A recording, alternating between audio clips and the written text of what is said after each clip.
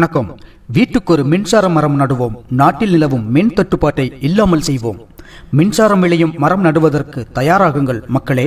மின்சாரம் விளையும் மரம் நடுவதற்கு இடம் தயார் செய்து வையுங்கள்.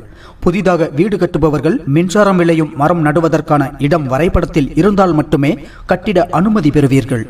இப்படிப்பட்ட அறிவிப்புகள் வெகு விரைவில் வந்தாலும் ஆச்சரியப்படுவதற்கில்லை. மின்சாரம் விளையும் மரமா?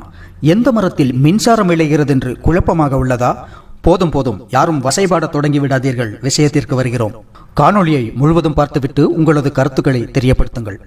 உண்மையில் மின்சாரம் விளையும் மரம் என்றுதான் சிறப்பித்து கூறப்படுகிறது. இதனை பெரிய அளவிலான காற்றாலை எந்திரங்களுக்கு பதில் வீட்டு உபயோகப் பொருட்கள் செயல்படுவதற்கு தேவையான மின்சாரம் உற்பத்தி செய்வதற்கு இலைகள் அசையும் அளவிலான இளம் காற்று போதுமானதென்று கண்டுபிடித்துள்ளார்கள் வல்லுநர்கள். அதன் விளைவாக உருப்பெற்ற இந்த மரம் பிரான்ஸ் நாட்டைச் சேர்ந்த நியூ விண்ட் நிறுவன பொறியாளர்களால் உருவாக்கப்பட்டு விண்ட் ட்ரீ, அதாவது காற்று மரம் என பெயரிடப்பட்டுள்ளது. காட்டன்புட் மரத்தின் மாதிரியில் உருவாக்கப்பட்டுள்ள இந்த 25 அடி உயர மரத்தில் 100 இலைகள் வரை இருக்கும். இந்த மரத்தின் ஒவ்வொரு இலையும் ஒரு காற்றாலையின் அமைப்பை கொண்டுள்ளது. இந்த செயற்கை மரத்தில் உள்ள செயற்கையான இலைகள் அசையும் போது மின்சாரம் உருவாகிறது.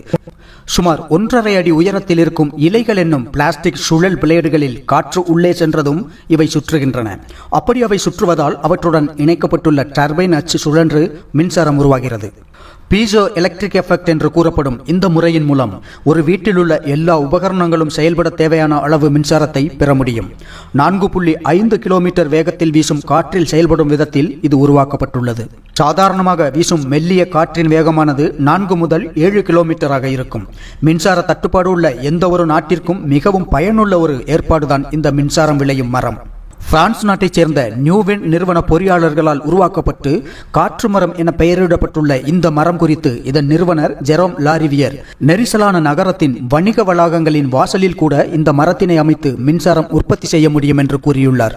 இயற்கையான இலைகளிலிருந்தே நார் எடுத்து இந்த மரத்திற்கு இலைகளை உருவாக்கும் திட்டம் உள்ளது என்றும் கூறிய அவர், காற்று மரத்தை மொட்டை மாடிகள், சாய்வான வீட்டு கூரைகளிலும் அமைப்பதுடன் இதிலேயே சூரிய மின்சாரத்தை உருவாக்கும் தகடுகளை பதித்து 2 வகைகளில் பயன்பெற முடியும் என்றும் கூறியுள்ளார்.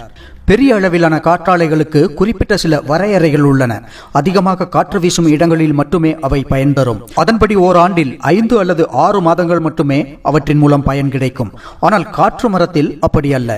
சாதாரண மெல்லிய காற்றின் வேகமே போதுமானது என்பதால் இந்த காற்று மரம் எனும் மின்சாரம் விளையும் மரத்தை வீட்டு உபயோகத்திற்கும் பள்ளிகள், கிராமப்புற அரசு அலுவலகங்கள், தெருவிளக்குகள், விளம்பர பயன்பாடுகள் என்று மிகவும் ஆக்கப்பூர்வமான முறையில் பயன்படுத்த முடியும் என்பது இதன் சிறப்பாகும்.